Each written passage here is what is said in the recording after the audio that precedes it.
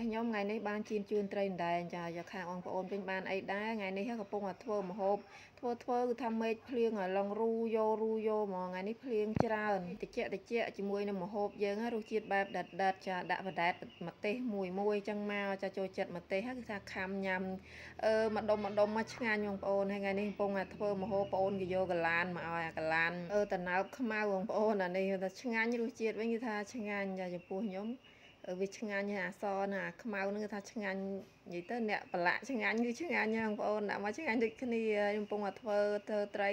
ភ្លៀងឡងវូយោចាថ្ងៃនេះខាងខ្ញុំតិចជុំល្អពោះត្រីយើងថ្ងៃនេះគឺមាន2ក្បាលចាខ្ញុំយកវាលាងទឹកលាងអីស្អាតរួចហើយយើងកន់វាកាឡាចឹងមកចៀនឲ្យវាស្រួយឆាប់ស្រួយហើយក៏ពេលយើងឆាទៅគឺវាចូលជាតិដែរហើយមុនដាក់វាបំពងណាខ្ញុំដាក់ម្សៅបំពងបន្តិចដែរបងប្អូនដើម្បីកុំឲ្យវាជាប់ខ្ទះហើយកុំឲ្យវាផ្ទុះដែរហើយចំពោះសៀងនេះវិញគឺថាមានចាស់មានថ្មីអាចាស់សល់បន្តិចដាក់បោះហើយទាំងអស់តែម្ដងទៅចាឃើញខ្មៅចឹងហ្នឹងតែអត់អីទេបងប្អូនចារសជាតិនៅធម្មតាគាត់វារៀងយូរចឹងទៅវាឡើងពណ៌កម្មៅហើយច្រាំខ្ទឹមសនេះ4-5 កពឹសមកពោះដើមខ្ទឹមវិញគឺថាដាក់មកក្តាប់មកចាចូលចិត្តប៉ុណ្ណាដាក់ប៉ុណ្ណឹងមកហាន់វាប្រហែលមួយថ្នាំងដៃអីចឹងមកឲ្យវាស្អាតល្អមើលផងហើយចំពោះម្ទេសនេះបងប្អូនចូលចិត្តហិលអាចហាន់ដាក់ជាមួយតែម្ដងទៅតែខ្ញុំបដែតចឹង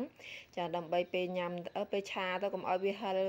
ក្មេងខ្មាំងឯងបងប្អូនចាហើយចំពោះត្រីយើងនេះវិញគឺថារៀងយូរដែរហើយតែចក្រានខ្ញុំនេះវាឆ្អិនមួយហៀងវាភ្លើងវារេមួយហៀងអញ្ចឹងហើយវាឆ្អិនម្ដងមួយពងវាឡើងស្រួយហើយយើងលើកទុកវាម្លាយសិនទៅហើយចំពោះខ្ទះនេះវិញប្រើខ្ទះដដែលចាក់ខ្លាញ់ចេញខ្លះហើយដាក់អំពងខ្ញីហ្នឹងតែខ្ញុំពងវារៀងឡើងក្រៀមតិចមកបានខ្ញុំដាក់អំពងខ្ទឹមសនេះជាមួយតែម្ដងមើលតែខ្ទឹមយើងហ្នឹងវារៀងឡើងឈ្ងុយហើយកូរត្រឡប់ចូលគ្នាតែម្ដងទៅចាកូរវាឲ្យឈ្ងុយម្សាទៀតហើយបានដាក់សៀងហ្នឹងចូលតែម្ដងហើយចំពោះសៀងនេះក៏ខ្ញុំលួចថែមទឹកវាតិចដែរបងប្អូនចាព្រោះនឹកឃើញថាបើដាក់តែសៀងតែប៉ុណ្ណឹងក៏វាអត់សូវរៀងដិតប្រៃដែរខ្ញុំចង់រសជាតិវាគឺខ្ញុំយករៀងដិតប្រៃផ្អែមបងប្អូនចាហើយដាក់ម្ទេសដាក់អីចូលឲ្យហើយមកឆាវាមួយផ្លេតចាំយើងថែមគ្រឿងចូលចាហើយចំពោះគ្រឿងវិញខ្ញុំដាក់តែប៊ីចេងហើយស្ករទេស្ករខ្ញុំថែមមួយស្លាបព្រាទៀតចារសជាតិប៉ុណ្ណឹងគឺល្មមប្រៃផ្អែមល្មមយើងឆាវាត្រឡប់ចុះឡើងមើលតាសៀងហើយនឹងខ្ញីយើងនឹងវាចូលល្មួតគ្នាបានល្អបងប្អូនហើយវារៀងចាប់ស្ងួតតិចហើយឡើងឈ្ងុយក្លិនគេវិញឡើងឈ្ងុយបាទខ្ញុំចាក់ទឹកចូលនេះចិត្តមួយកែវហើយខ្ញុំដាក់រៀងច្រើនប៉ុណ្ណឹងហើយនិយាយទៅយើងគ្របងាស់វាទុកចោលឲ្យសៀងហើយនឹងខ្ញីយើងនឹងវាខាំចូលជាតិគ្នាហើយឆ្អិនម្ទេសឆ្អិនអីមកចាអូនិយាយទៅភ្លក់រសជាតិមកមើលរសជាតិមកល្មមមកហើយបានដាក់ត្រីនឹងចូលតែម្ដងខ្ញុំចូលចិត្តចាក់ត្រីចូលមួយអាទឹកឆានឹងតែម្ដងចាដើម្បីឲ្យត្រីយើងនឹងវាចូលជាតិគ្នាជាមួយនឹងអាទឹកសៀងនឹងបងប្អូនចាអញ្ចឹងមកគឺឆ្ងាញ់តែក៏អត់ដាក់យូរពេកដែរយើងស្រោចត្រឡប់ចុះឡើងប្រែតិចមកដើម្បីកុំឲ្យវាបែកសាច់ត្រីហើយឲ្យវារៀងចូលជាតិមកផ្លេតហ្នឹងគឺលើកហើយចា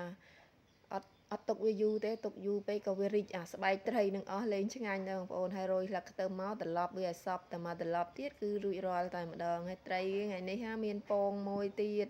ចាទិញត្រីអត់ដឹងមិនទេបានពងគឺតែម្ដងហ្នឹងចូលចិត្តញ៉ាំពងត្រីហើយជៀនជួនត្រីគឺវាមានរសជាតិរៀងដិតប្រៃផ្អែមអញ្ចឹងទៅហើយខ្ញុំញ៉ាំផ្ទាប់ជាមួយតែសក់មួយអីរៀងត្រជាក់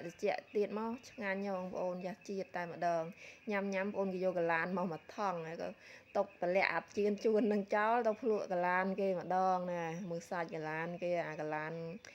តំណើបអង្គតំណើបខ្មៅបងប្អូន